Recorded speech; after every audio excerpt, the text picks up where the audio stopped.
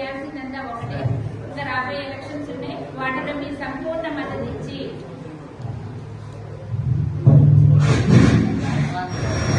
గెలిపించారు. అలాగే మేము ఇంకా చేయడానికి కూడా అవకాశం ఉంటుంది, ఇంకా చేస్తాము. అయినా మీకు మంచి కొత్త సర్పంచులు అందరూ వచ్చారు. షమ్మునిగూడెం, జయలక్ష్మీపురం, వీరపల్లి, మన కొండగట్ట సర్పంచులందరూ కూడా యంగ్స్టర్స్ మంచిగా మీ గురించి ఆలోచించి మీలో ఉంటూ నిత్యం మీ సమస్యల కోసం పోరాడే మనుషుల్ని మీరు ఎన్నుకున్నారు కనుక మీకు ప్రతి ఒక్కటి కూడా ఎటువంటి సంక్షేమంగా ప్రతి ఒక్కటి కూడా మీ అవసరాన్ని మనకి చేస్తుంది. మరి ఒక్కసారి అందరికీ నూతన సంవత్సర శుభాకాంక్షలు.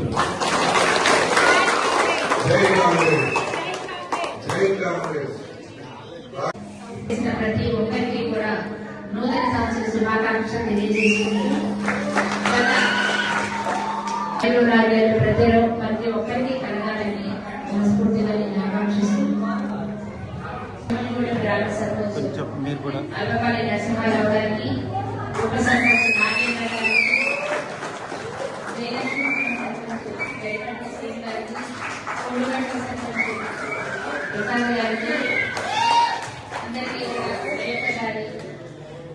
జయరావు గారికి అందరికీ కూడా ముందుగా శుభాకాంక్షలు తెలియజేసుకుంటూ ఈ గెలుపుకి ముఖ్య కారణం మీ అందరూ. మీరు ప్రతి ఒక్కరు కూడా కాంగ్రెస్ విధి విధానాలు నచ్చి ఆశీర్వదించి వీళ్ళని మంచి మెజారిటీతో గెలిపించి నిజంగా ఎవరైతే మన కోసం పనిచేస్తారో అని మీరు మనసులోనే మీకు తెలుసు కనుక అత్యంత అర్హులైన వ్యక్తులని మీరు సర్పంచ్గా చేసినందుకు ముందుగా మీ అందరికీ కూడా ధన్యవాదాలు తెలియజేసుకుంటూ ఈరోజు మన వినూత్నమైన ఆలోచన చేశారు నరసింహారావు గారు. మరి ఇది మిగతా అందరికీ కూడా ఒక మార్గదర్శకం లాగా ఉంటుంది. కాంగ్రెస్ ప్రభుత్వం ఏ విధంగా అయితే 6 గ్యారెంటీలు అమలు చేస్తూ వస్తున్నారు, అంటే మన షమ్మునిగూడెం సర్పంచ్ గారు కూడా 6 గ్యారెంటీల పథకం ప్రవేశపెట్టడం, మరి ఈ రోజు అది లాంచ్ చేయడం అనేది చాలా ఆనందంగా ఉంది. ముందుగా మీకు కంగ్రాట్స్ అండి, ఇంత మంచి ఆలోచన చేస్తున్నారు. ఇలాంటి సర్పంచ్ ఉండడం కూడా షమ్మునిగూడెం గ్రామ ప్రజల అదృష్టం. మరి మనకు ఎంత ఉంది అనేది కాదు, మనం ఎంతమందికి సహాయం చేయగలుగుతున్నాం అనేది ముఖ్యం. మనకున్న దాంట్లో 10 మందికి పెట్టి వాళ్ళు ఆనందిస్తుంటే మనం ఆనందపడడం అనేది చాలా చాలా అరుదైన వ్యక్తిత్వం. అట్లాంటి అరుదైన వ్యక్తిత్వం వాళ్ళు ఏమన్నారు. ఈ రోజు ఆయన 6 గ్యారెంటీలు తీసుకొచ్చారు. ముఖ్యంగా అందులో భాగ్యలక్ష్మి పథకం అంటే వివాహ సమయంలో, ఆ పెళ్లి సమయంలో ఒక బంగారు సూత్రం, 1 గ్రామ్ ఖరీదు గల సూత్రము కారణంగా ఇస్తున్నారు.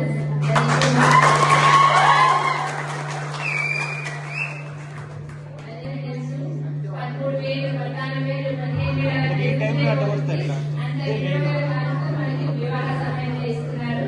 అలాగే రెండో పథకం కింద చదువు మీద ప్రాధాన్యత సాధించి దృష్టి సాధించి చదువుకునే పిల్లలకి 10th క్లాస్ వరకు కూడా నోట్బుక్స్ కానీ పెన్స్ కానీ ఏదైనా అవసరం అయితే వాళ్ళకి సహాయం చేయడానికి విద్యా వికాస్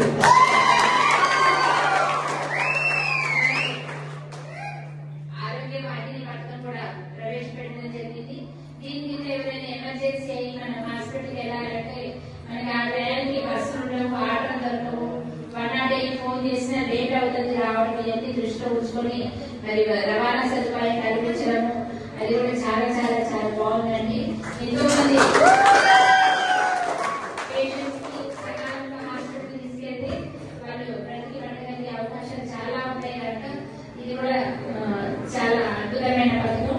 అలాగే ఎవరైనా దురదృష్టవశాత్తు మరణిస్తే వారి కుటుంబానికి ఆర్థిక సహాయం 5,000 కానీ లేకపోతే వాళ్ళకి అవసరమైతే 100 కేజీల బియ్యం కానీ ఉచితంగా ఇవ్వడం అనేది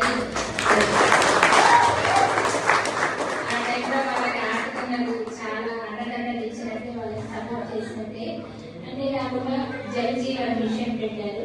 దీని కింద మనకి మరి పరిశుభ్రమైన స్వచ్ఛమైన తాగునీరు 20 లీటర్లు 5 రూపాయలు అందించడం ద్వారా మన ఆరోగ్యం కూడా కాపాడబడుతుంది.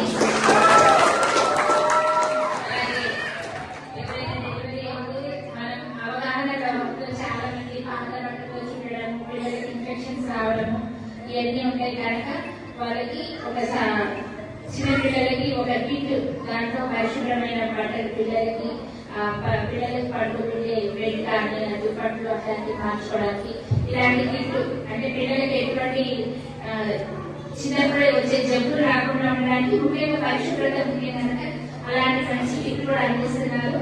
సో ఒక ప్యానల్ గవర్నమెంట్ లాగా గవర్నమెంట్ చేసే పనులన్నీ కూడా మన